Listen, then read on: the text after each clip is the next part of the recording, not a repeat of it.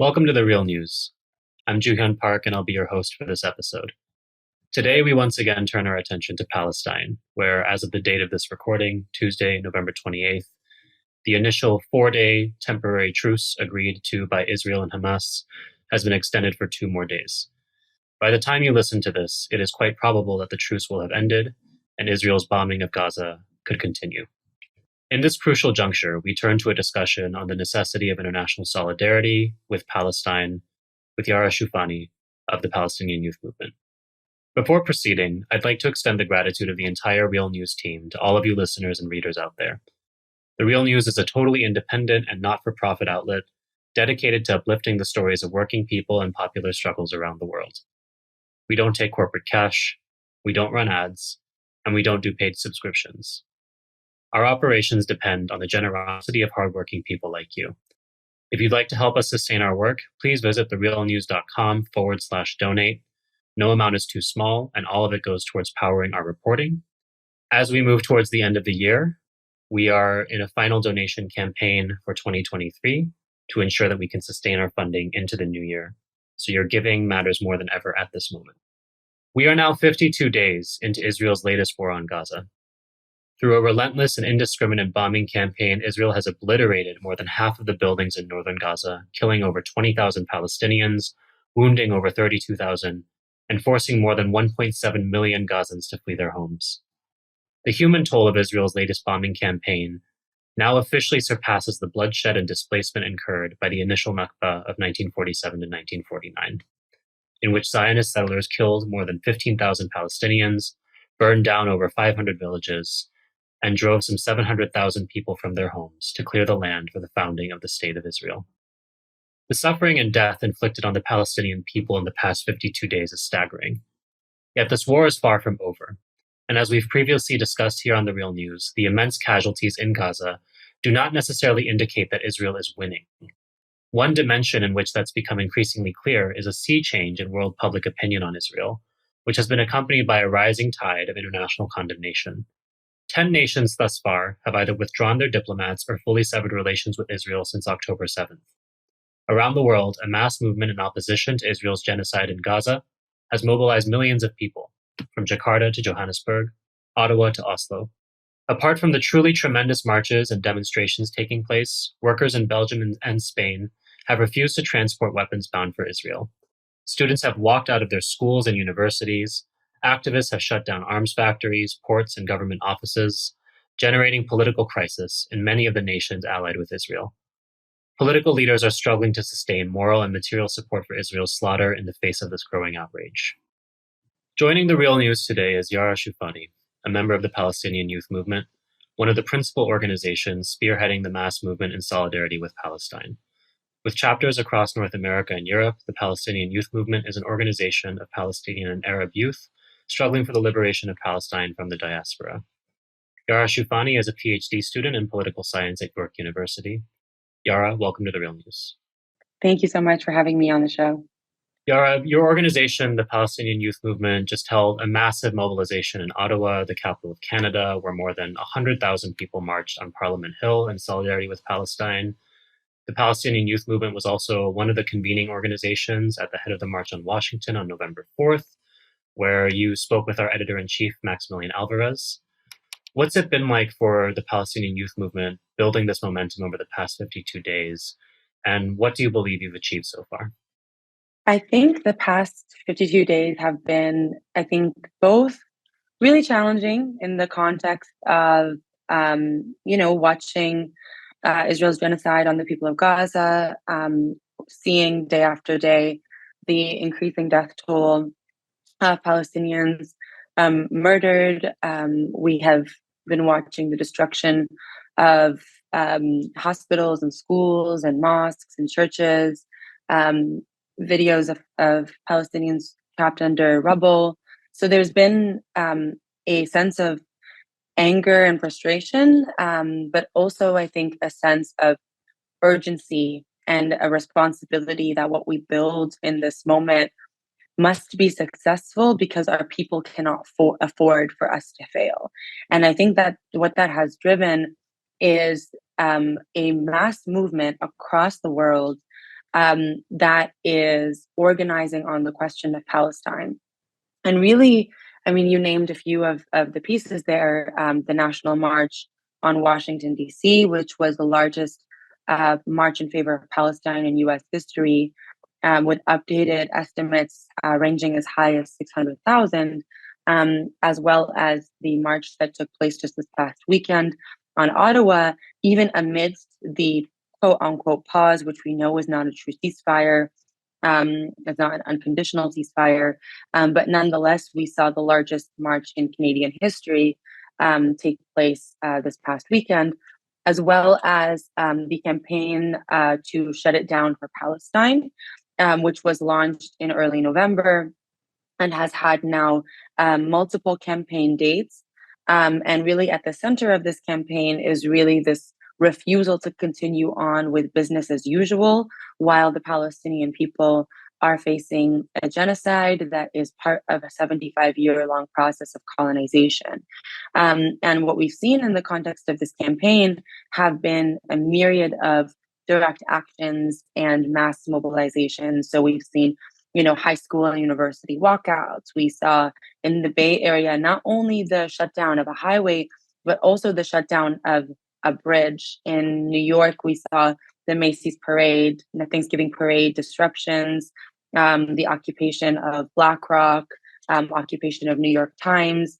Across the world, we've seen the shutting down of train stations, including here in Toronto, where I'm based, as well as the occupation of Scotiabank here, which is a major Canadian bank with a $500 million investment in Elbit Systems. We've seen labor organizers refuse to transport weapons to Israel, the blocking of boats with weapons being sent to Israel. And so really what we're seeing is a major watershed moment in the Palestinian struggle, where the PYM has been part of, and certainly in the context of North America and Britain, in the leadership of this kind of call to shut down industry and organizing mass mobilizations across the world and across North America and Europe. And I think that the center of this, is important to note, is really when we say it's a watershed moment, we don't only mean that it's a watershed moment in that we're building a mass movement, but that actually we're seeing Palestine at the center of the sharpening of contradictions. As in, Palestine is able in this moment to mobilize people in service of revolution and to show people that actually the interests of the American empire, of the Canadian empire, the British empire, the interests of the media outlets in these countries, the mainstream media outlets, the interests of the corporations of these nations are not aligned with the interests of the masses. That these corporations, whether they be media outlets or weapons manufacturers and banks, are profiting off of the destruction of Palestine, and that the American and Canadian and European states more broadly are aligned with the Zionist state of Israel's destruction and pillaging of Palestine and genocide in Palestine, while the American masses, who are now building a broad coalition of national liberation struggles, of working class struggles, of left struggles, and Arab and Palestinian and Muslim communities are coming together and saying, actually, our interests are not the same. And we're seeing really kind of this major sharpening of contradictions that I think shows us as the PYM that we have not only been able to mobilize in this moment, but that we have work to do to now channel this moment into serious political organization. And I think what we're seeing is actually the beginning of that, not only in the sense that we are and not in the sense that we are beginning this organization now, but that we're building on decades long of political organizing. Certainly 2021, building on the victory of Saif al-Quds and the major mobilizations that we saw take place across North America and Europe and the global South in defense of Sheikh Jarrah, which was facing dispossession in Palestine, as well as Gaza, but that we've now built and taken this to the next level and continue to build on this 75-year-long national liberation struggle. And so I think we're seeing here a major resurgence of our movement that reflects the 75 years long that our movement has been fighting for freedom and national liberation. Thank you so much for that overview.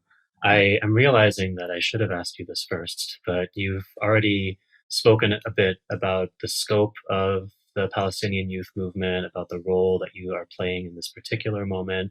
I'm wondering if you can provide our audience with a little bit more of an introduction to the Palestinian Youth Movement in terms of your approach to the struggle, the scope geographically and internationally that you occupy, and any other information that could be pertinent to helping us understand who the PYM is and the role that you're playing at this time. Of course. So the PYM, the Palestinian Youth Movement, is a political organization comprised of Palestinian and Arab youth who are fighting for the liberation of Palestine, but also the liberation of our homelands more broadly from Zionism and US-led imperialism.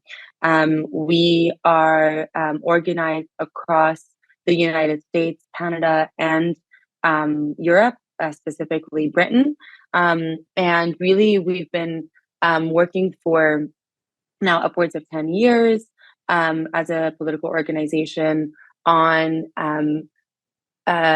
mobilizing our base. We're primarily a base building organization, more mobilizing our base, our community, which is the Arab and Palestinian community, in service of our people's struggle.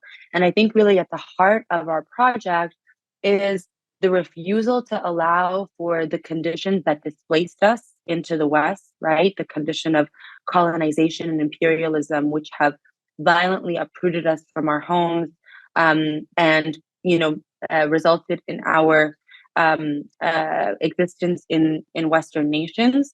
And we refuse to allow for that condition to sever us from our national liberation struggle.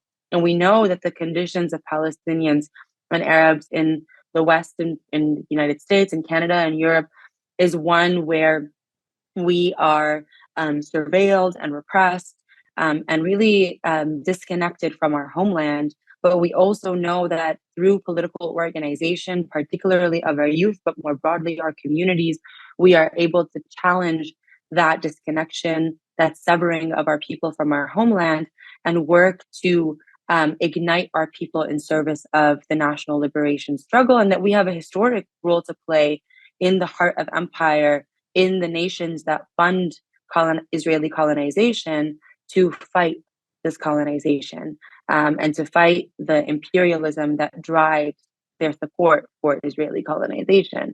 And we do this through a myriad of different approaches, whether they be protests, political education and popular education, cultural programming, the importance of resistance art. So, for example, each year we publish a anthology in the name of Ghassan Kanafani, a Palestinian revolutionary who was martyred by the Zionist state.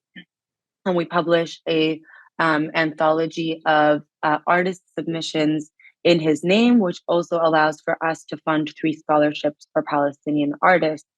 And this is not only a book that is published, but also something that we hold local launch events for in our respective communities and locales. And so we're really, we think about the question of art, the question of culture, of political education as key parts of how we activate and mobilize our people in service of the liberation struggle. And we also participate in broad coalitions with other national liberation struggles, and see the critical importance of building with other national liberation struggles and with the working class of the places that we reside, in order to be able to build as broadly as possible to confront Zionism and imperialism in the places that we reside, and center the role of youth and the student movement in that struggle as well. Thanks so much for that introduction. We're speaking today at what could prove to be quite a pivotal moment in this 52-day war, which, building on what you've referred to already, is really just one episode of confrontation in this 75-year plus history of colonization. Now, this 4-day truce, or now 6-day truce, also referred to as a humanitarian pause, has had as part of its conditions the transfer of about 50 or so Israeli and foreign hostages of Hamas, who are being exchanged for about 150 Palestinian prisoners. Those numbers may be updated in the coming days due to the extension. Several dozen of these prisoners were children, some of whom have been in Israeli jails and prisons for years. Can you talk to us about the significance of this prisoner hostage exchange in the context of the struggle of political prisoners in Palestine? I think in order for us to understand the significance of these exchanges, we have to first understand the role of Israeli prisons in the context of the Palestinian national liberation struggle, which are really primarily to criminalize the resistance of Palestinian people against their occupier. And we see this clearly through the Palestinian political leaders that are regularly arrested by Israel. For example, Khalid al-Jarrar, a Palestinian leader and revolutionary who has been arrested and jailed many times by Israel and oftentimes held without charge, as well as Palestinian political leaders who remain inside Israeli prisons. For example, Marwan Barghouti and Ahmed Sadat, amongst many, many others. And so, really, what we understand and see clearly is that prisons are a way to stifle the Palestinian revolution, to incarcerate those who dare to resist. But they are also a way to break the Palestinian spirit and commitment to struggle and instill fear in the Palestinian people to deter opposition to Israeli genocide and occupation. And that is precisely why many of those in Zionist prisons are youth, and many are held under the Israeli policy of administrative detention, which allows for Israel to hold people indefinitely without charge. We have Palestinian prisoners who are sick and dying in Israeli prisons who are fighting medical negligence. So, for example, there is the case of the Palestinian revolutionary leader Walid Dakka, who has been in prison for over 37 years and has been diagnosed with chronic lung disease and bone marrow cancer, and has been despite this, and despite completing his sentence and worldwide campaigns calling for release, including a campaign undertaken by the PYM earlier this year to call for his release, Israel has refused to release Walid from prison. Isra Jabis, who was actually released in this recent exchange just a few days ago, is an example of another prisoner who has faced severe medical negligence inside Zionist prisons. And Isra Jabis was injured severely after a fire broke out in her car 500 meters away from a Zionist occupation checkpoint. And the Zionist occupation forces accused her of attempting to detonate a car bomb. And she was arrested and held or sentenced for 11 years in prison. But in the car detonation, in the fire that had broken out in her car from the cooking oil, Isra was severely burned, especially on her face and hands. 8 of her fingers were amputated when she was hospitalized. And Israel refused to give her adequate medical treatment and imprisoned her and continued to neglect her in the 8 years that she was held in prison, which, as I said, was supposed to be 11, but it is precisely because of this prisoner exchange that she was released 3 years early. And so, for Palestinians, when we watch these prisoner exchanges, we watch the release of Isra Jabis, her embrace with her children. This is a historic moment for us, and we know that when we're speaking of the Palestinian prisoner movement, what we're really speaking of is the center, or one of the centers of Palestinian people's resistance, and the refusal to crush our people and contain our people's struggle. And it is precisely because prisons are a site of violence and repression in the national liberation struggle, precisely because the Palestinians who are held in Israeli prisons face indescribable horrors that we are now hearing these released prisoners recount on television, that Palestinian prisoner exchanges have been a central part of the Palestinian struggle for freedom. So, for example, in 1983, there was an exchange with Fatah, where 4,700 Palestinian and Arab prisoners were released from Al-Ansar prison in South Lebanon in exchange for 6 Israeli soldiers. In 1985, we saw the Jibril Agreement by the Popular Front for the Liberation of Palestine's General Command, wherein 1,150 Palestinian prisoners were exchanged for the release of 3 Israeli soldiers. In 2011, we saw exchange between Hamas and Israel, which saw the release of 1,027 Palestinian prisoners in exchange for 1 Israeli soldier, Gilad Shalit. And it was in this exchange that Yahya Sinwar, who's in the current leadership of Hamas, was released after spending over 22 years in prison. And so when we're seeing this current exchange of 150 Palestinian political prisoners, who are mostly children and women imprisoned unjustly under administrative detention, who are now being released and celebrated by the Palestinian people, they're being celebrated because they represent a central compass of our people's struggle, because they have now acquired freedom. And I think it's really important here to note that this was one of Hamas's main goals from October 7th, which was the release of Palestinian prisoners. This agreement for release was on the table from then. It was on the table from October 8th, and Israel chose instead to just ignore this request, to ignore this offer, and murder 20,000 Palestinians in a nearly 50 long day assault on the people of Gaza.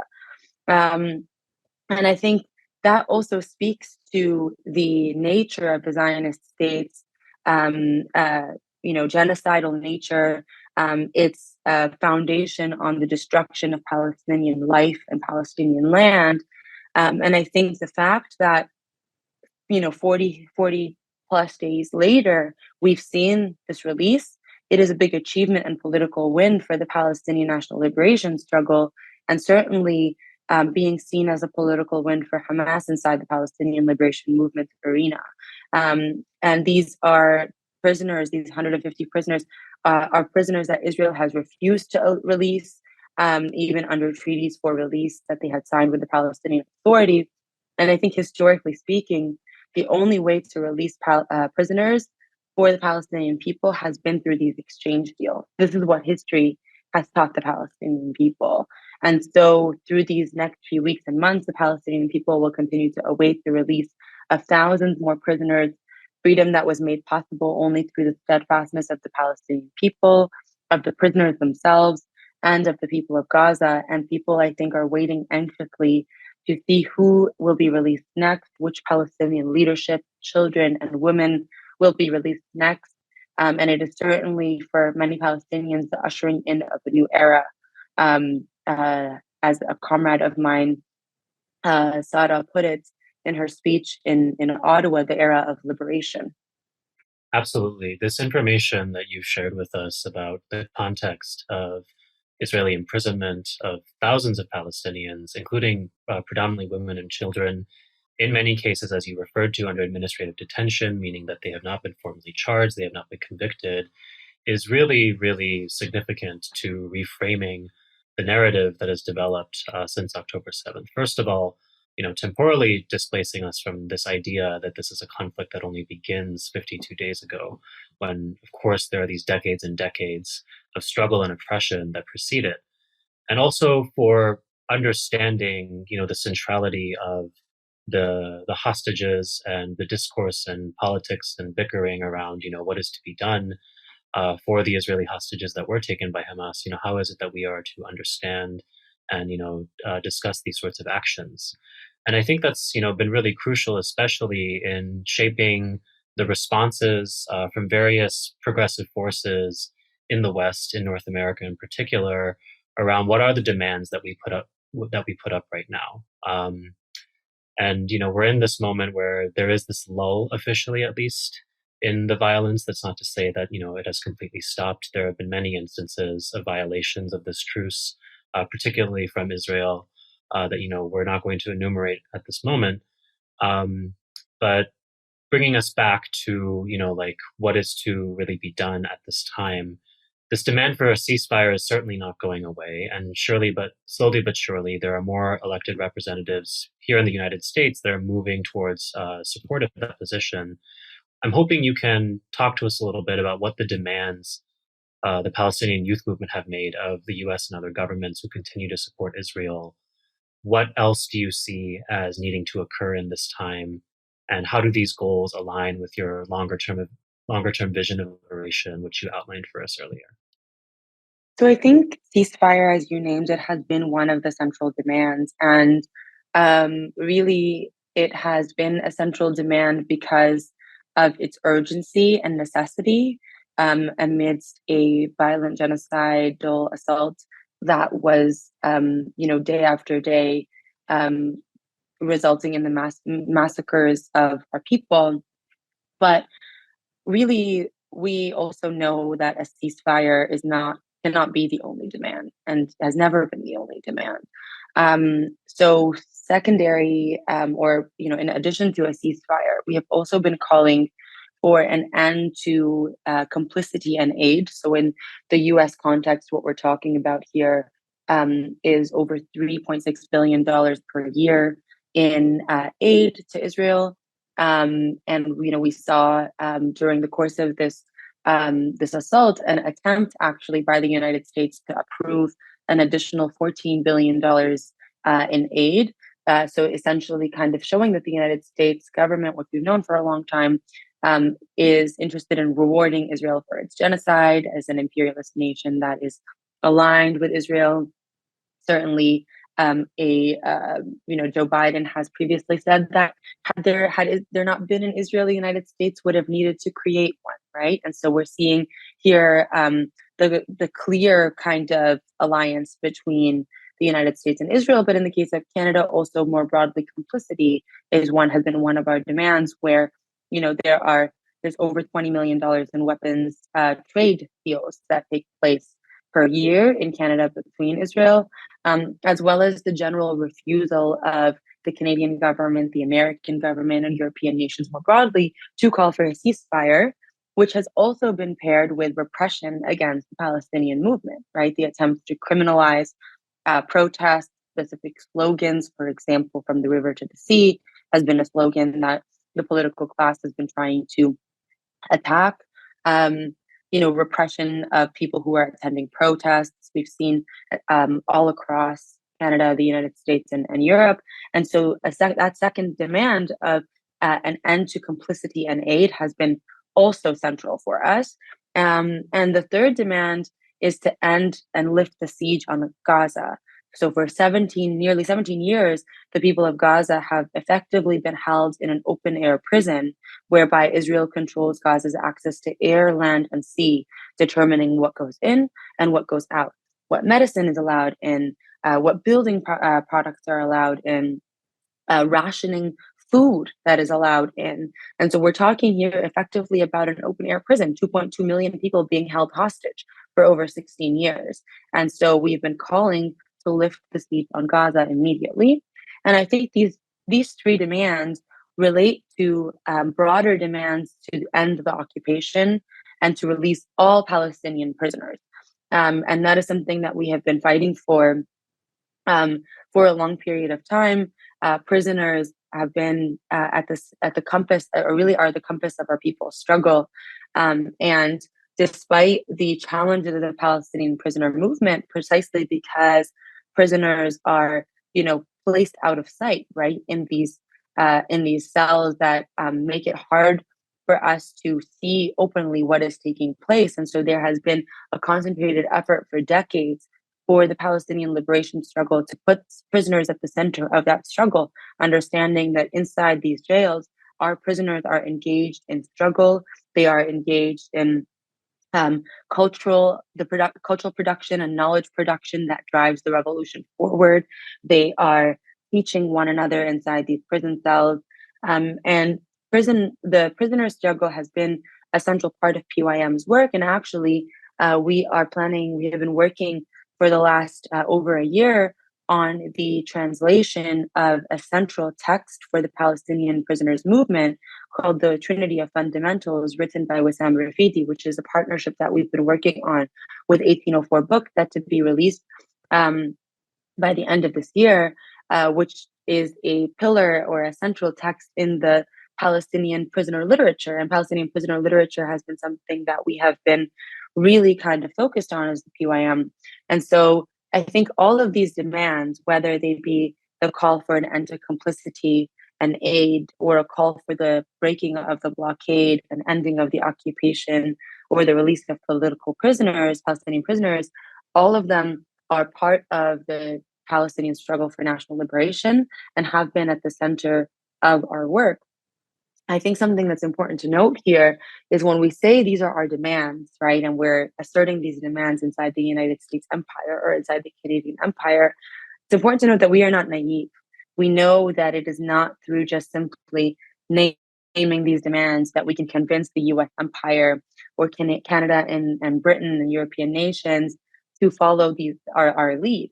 We know that what is required is rigorous organizing, the mobilization of hundreds of thousands of people under the banner of these demands, the unity between various segments of our of the people inside these countries, whether they be Palestinians, Arabs, Muslims, or the West, or the left, or labor unions and workers, other national liberation struggles, people from all walks of life are coming under this banner. And we believe that it is through the power of the masses that we can start to deliver victories pertaining to these demands, to exert pressure on the US empire and Canadian and British empires to end their complicity, to end their aid, to exert pressure on these nations on the question of the siege of Gaza, to exert pressure on the release of Palestinian prisoners. And we know that in the popular discourse, the story began on October 7th. In the mainstream media, the story began on October 7th. And so much of the American masses and the Canadian and British masses do not know that we are talking about over 6,000 Palestinians who were held hostage on October 6th by the Zionist state of Israel. And many of the people do not know, what does it mean that the 2.2 million people in Gaza are being held hostage in an open air prison? What does this blockade really mean? And so by building this mass movement, we are raising the popular consciousness of the masses in order to be able to exert pressure on these Western imperialist nations to make the position of supporting Zionist blockade of Gaza, Zionist imprisonment of Palestinians, and sending money to this genocide so unpopular that these nations have no choice but to start to follow the calls of the masses in the countries that they govern over. We're starting to get into the role those of us living in the West have to play, and I think you've done a pretty thorough job of explaining the vision that is, guiding not only these demands, but the overall political approach that the Palestinian Youth Movement is taking. I'm wondering if we can turn the mirror a little bit towards not only our audience, but to the kind of broader agglomeration of progressive and more left forces within Western countries that have participated to varying degrees in this movement thus far. We have seen a lot of leadership and bravery coming from different organizations, whether that's taking initiative to, as we were referring to earlier, shutting down everything from train stations to ports to government buildings. We have seen unionists taking very firm action, particularly out of Europe, to ensure that the delivery of weapons is not going to proceed, and that there's disruption to the war machine at that level. What's your assessment of how the Western left is doing so far? There have been some, successes. There have also been points of contention. What is the work that remains to be done? How much further do we have to go? I think this is a really important question, and one that allows for us to both look at the ways in which we have gotten things right, and then also how can we do better next time, right? I think the the unity that's being built in this moment, which, as you said, comprises of various left organizations and parties. For example, we saw Answer Coalition and the Party for Socialism and Liberation's role over the last 2 months in helping mobilize and take leadership alongside Palestinian comrades on various campaigns and projects, including the National March now in DC, as well as the Shut It Down campaign. And we have seen, as you said, unionists who are shutting down sites of labor, who are blocking boats from being able to exit to send weapons to Israel. We have seen, people from all walks of life, from the student movement, from national liberation struggles, join this movement. And I think that this really speaks to what we are capable of if we can take the right position and understand the centrality of national liberation, anti-colonization, and anti-imperialism, right? We are able to mobilize in a way that is broad, that is strong, that is allows us to have various political approaches, but be aligned on the vision and the direction of the moment and the needs and the demands of the moment. And what we are able to do is really, I think, it's clear through the victories that we've seen all across the United States, America, Canada, and Britain, Europe. We have been seeing major victories, even in the global South, right? Where we are seeing the recalling of ambassadors. And so it's huge, and it shows us our potential and the ability for us to actually build something that takes internationalism seriously, right? And I think that it's also in that analysis, it's also important to note that there have been errors and gaps that, in particular, that we saw on October 8th and 9th and 10th, and in those very initial kinds of days, maybe that initial week, where we saw segments of the Western left not take the question of national liberation seriously, who equated the resistance of the colonized with the violence of the colonizer, who equated the occupier and the occupied, who kind of came out with these nuanced sort of positions and these, long wordy analyses and op-eds, and retracted on statements that they had maybe initially put out, who capitulated to Zionist pressure, to local political pressure in their locales, where, you had organizations retracting tweets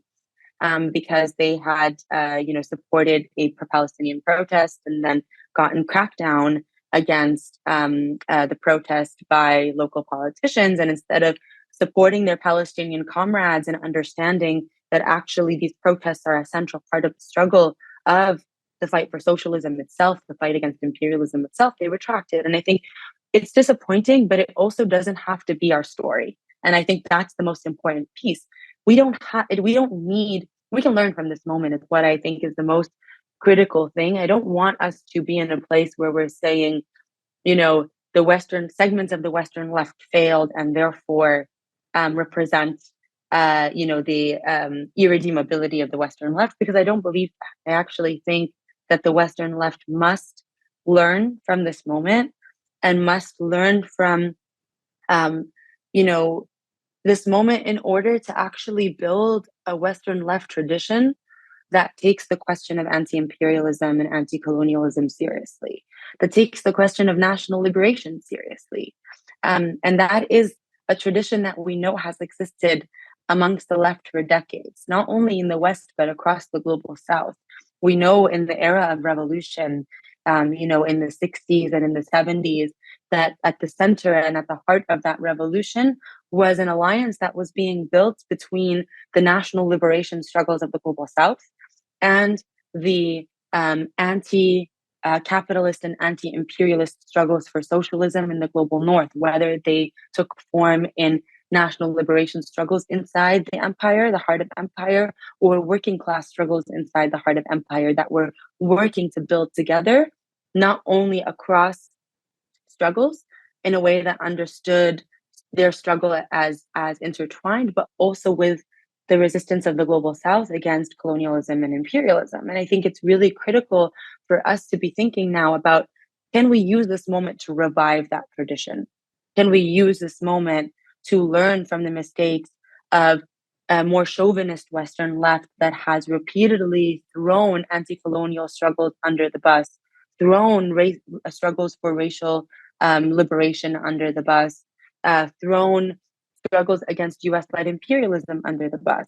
And now it is a time for us to use this moment as a learning experience and say we refuse for the Western left to be allowed to give cover for Zionism and genocide, even if that's not the intention, even if the intention of, you know, these nuanced op-eds was not to give cover for Zionism and genocide. Ultimately, through equating the occupier and the occupied, what we see is left cover for Zionism and US-led imperialism's support for Zionist genocide. And so I think it's really critical here for us to see this moment as a learning experience and for us to say, we don't want this to define the Western left. We see clearly that there has been a huge segment of the Western left that has stood on the right side of this struggle from October 8th, has never wavered, has built with Palestinian comrades and organizations, has shut down ports, has shut down train stations, has worked to convene hundreds of thousands of people across the Western world in service of Palestinian national liberation. And so we know that such an alliance is possible, and we can build more broadly in that alliance and bring more segments of the Western left and the working class alongside with us, because we know that at the heart of the fight for socialism, at the heart of the fight against US-led imperialism, is the Palestinian struggle. I mean, we're looking here, we're operating, you know, in the context of the United States. We have a country where people are crying for education and healthcare and good jobs, and billions of dollars are being sent to drop bombs on Palestinians. The American working class don't want this. They do not agree to this, and we know that. Polls show that the American masses don't support this, and so it is the responsibility of all of us, Palestinian national liberation struggle in the Western world, and political parties that belong to the Western left and labor unions, to build broadly in this moment in a way that allows for us to build a sustained movement that does not yet again fall to the trap of equating colonizer and colonized, and takes the question of national liberation, anti-colonialism, and anti-imperialism seriously. That was such an amazing overview of the opportunities, I think, that are inherent in this time. And I think that's really crucial because we don't need to only approach this from the standpoint of what could be lost. I think it's really valuable to look at this also in terms of what can be gained. We are, of course, looking at absolutely genocidal devastation against the Palestinian people by Israel. We are looking at rising repression against Palestinian activists across Europe, across North America. I cannot help but think of just this past weekend when we saw 3 Palestinian college students, youth who were in Burlington, Vermont, who were shot in the back by a man who saw them wearing keffiyehs and speaking Arabic. But I think, you know, what you've brought to us in this moment is also what there is to be won by coming together, and, you know, how it is that we can grow and advance politically by participating in this movement. So I want to really thank you for that change in perspective and frame that I think is really vital for our listeners. I'm hoping to close us out. You know, if you could speak a little bit about the other side of that, because, you know, there is so much to be won, but at the same time, we are in a crucial moment. The bombing of Gaza could commence at any time. We've just had the holiday break here in the United States. There may be a little bit of a sense that, you know, we're in this lull and like there is potential for lapse. And also there may be a sense among certain people that, you know, we've been at this for weeks and months now. And I think that while for some, you know, the hope is apparent, for others, it may be difficult to see the light at the end of that tunnel. So I'm wondering if you have any kind of message that you want to leave people with. You know, the Palestinian people have, for 75 years, been waging a struggle for their freedom in the most challenging conditions possible. We're talking here about a people who were forcibly exiled from their land, whose villages were massacred, who, upon the creation of the State of Israel in 1948, Palestinians were rounded up and put into forced labor camps, and settlements were built further encroachment on their lands, the role of prisons, the role of regular assaults on their daily life. And yet, despite all of that, and amidst all of that, the Palestinian people have not given up. The Palestinian people continue to fight against some of the most powerful nations in the world, against the Zionist state of Israel that is backed by the most powerful nation of the United States under the era of US-led imperialism. And so I think what's crucial here is to say that the Palestinian people, need to be also our compass in this. And their refusal to capitulate, their refusal to abandon the homeland, abandon the national liberation struggle, should give us all hope, should give us all drive and perseverance, and also should help us understand that we cannot afford to fail. We cannot afford to fail because our comrades and siblings in Palestine also cannot afford to fail. And that is why for 75 years, they have fought with the courage and bravery that they have, because they know that the loss of Palestine is not an option. And, there have been multiple attempts by US-led imperialism to, silence the Palestinian revolution.